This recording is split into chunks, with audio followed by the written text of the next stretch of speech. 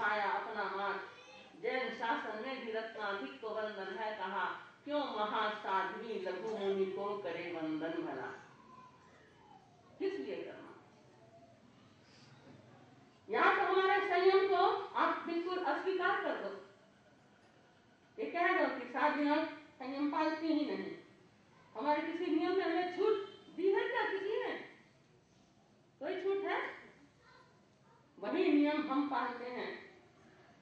और जब नियम पालन एक से अधिकार भी फिर एक हो, एक जैसे नियम पालन करते साधु साध्वी, फिर भला क्यों श्रेष्ठ साधु हीन, फिर क्यों साध्वी। एक जैसे नियम पालन करते साधु साध्वी, फिर भला क्यों श्रेष्ठ साधु हीन, फिर क्यों साध्वी। नियम पालन एक सम, अधिकार भी फिर एक हो, मान मर्यादा सभी साधु सती की एक हो। हमारे यहाँ भारतीय संस्कृति का घोष वाक्य है, यत्र नार्यस्तु पूज्यन्ते रमन्ते तत्र देवता, यत्र तास्तु न पूज्यन्ते सकला तत्र फला क्रिया। जहाँ पर नारी जाति को सम्मान दिया जाता है वहाँ पर सारी क्रियाएं सफल होती हैं, जहाँ अपमान किया जाता है वहाँ पर सारी क्रियाएं निष्फल होती हैं। ये बात मान्य है ना? पूजी जाती हैं जहाँ भी नारियां सम्मान से, देवता भी रमण करते हैं उसी स्थान पे। पूजी जाती हैं जहाँ भी नारियां सम्मान से, देवता भी रमण करते हैं उसी स्थान पे। जैन शासन में भी नारी जाति का सम्मान हो, वीर के आदर्श की परिपालना का ध्यान हो, वीर के आदर्श की परिपालना का ध्यान हो। तीर्थंकरों का आदेश है ये हमारा कोई ऑर्डर नहीं है। हमारा चिंतन तो वही है जो वीर प्रभु ने कहा है, उसके आधार पर हम हमारी बात कह रहे हैं। हम हमारी बात कोई नई पैदा की है ऐसा नहीं है। जिस बात को भुला दिया गया है उसी बात को उजागर किया है। तीर्थंकरों की वाणी है ये। 24 ही तीर्थंकरों ने अपने शासन में कभी किसी भी स्त्री को कम समझा क्या? कोई उदाहरण है तो बताइए। महात्मा बुद्ध वो इस पक्ष में नहीं थे। उन्होंने कहा था मैं मेरे संघ में साधुओं को स्थान नहीं दूंगा। उनको बहुत आग्रह किया था। उनके प्रिय शिष्य आनंद ने प्रजापति गौतमी को तो दीक्षित कर ही लीजिए, वो तो आपकी भाई माता हैं, उनको वो तो आपकी मौसी हैं, उनको तो दीक्षित कर लीजिए। अत्यंत आग्रह हुआ, दीक्षा दी गई और इस तरह शुरुआत हुई बौद्ध भिक्षु संघ में साधुओं की। तो महात्मा बुद्ध ने कहा था तुम्हारे कहने से मैंने ये दीक्षाएं दे दी हैं, लेकिन याद रखना अगर साध्वी की दीक्षा नहीं होती तो संघ 1000 साल चलता। अब क्योंकि साध्वी की दीक्षा हो गई है इसलिए ये संघ 500 साल तक चलेगा। और यह भी आदेश दिया गया कि इस संघ में साध्वी हर साधु से छोटी ही रहेगी, साधु भी उसके लिए वंदनीय होगा। लेकिन क्या कभी किसी तीर्थंकर ने ऐसा किया है? नहीं किया ना। फिर हमारे यहाँ क्यों आया ये? क्यों पड़ोसी की गलत कथा हमारे यहाँ आए? हमारी अपनी स्वस्थ कथाओं को हम क्यों खत्म करें? आप सोचिए, विचार करिए, आपके घर में भी विचार करिए और यहाँ के लिए भी विचार करिए। ये आपके लिए भी विचार का क्षेत्र है, हमारे लिए भी विचार का क्षेत्र। कहीं भी चाहे इधर नारी जाति पर कोई अत्याचार होता है, दबाया जाता है, तो भी हम आवाज बुलंद करते हैं। इधर भी कुछ आवाज ऐसी उठानी पड़ती है जब कभी इस तरह की कुछ बातें सामने आती हैं। और ये तो रोजमर्रा की बातें हैं, इसलिए इनकी तो रोज भी आवाज बुलंद करनी पड़ती है और समय समय पर बताना पड़ता है, सावधान करना पड़ता है। देखो ऐसा चल रहा है जो नहीं होना चाहिए। कभी किसी संघ में हमारी बात असर कर जाती है तो बहुत अच्छा रिस्पांस संघ वाले देते हैं। कभी हम पहले ही कह देते हैं अगर आपने हमारे साथ ऐसा किया तो हम आपके यहाँ नहीं आएंगे, और मान जाते हैं लोग कि हाँ हम ऐसा नहीं करेंगे। तो आप लोग जिन शासन प्रेमी हैं, तीर्थंकरों के अनुगामी हैं, आपके घर में भी नारी जाति का सम्मान हो, क्योंकि परिवार के रथ के दोनों पहिए बराबर होते हैं तो ही परिवार बराबर चलता है।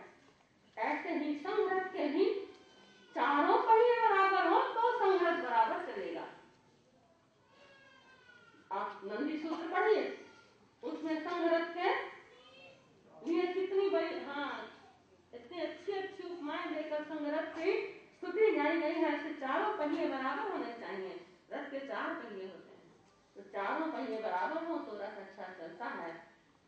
आज पर्यूषण पर्व के उत्तम दिनों में आपकी वीरता जागे, आप गुणों की कद्र कर सकें, आप गुरु को सम्मान दे सकें, आप संयम की कद्र कर सकें, आप कम ना समझें, अपने जैसा बराबर का समझें, और अपने से ज्यादा है तो उसको ज्यादा भी मानने की तैयारी हो। यह भी बात उतनी ही सत्य है कि ज्यादा को देखकर तमोद भाव भरे, ईर्ष्या भावग्रस्त नहीं हो। गुणी का सम्मान करना ये आज की युग की मांग है, और जिन शासन की तो ये मांग पहले से ही है। इसका ध्यान रखें, आपकी हिम्मत बढ़े, आपकी शक्ति बढ़े, इधर भी शक्ति बढ़े अपनाने की गुणों को, और इधर शक्ति बढ़े गुणों का विकास करने की। ऐसे हमारी भी शक्ति बढ़े, हम भी अपने गुणों का और विकास करें। ओम शांति।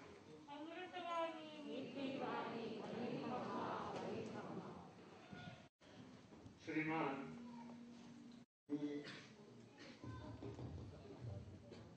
आपल्या जास्त वेळ घेणार नाहीये, कारण गेली जवळ 10-11 वर्ष मी आपला समोर या निमित्ताने येतो आहे.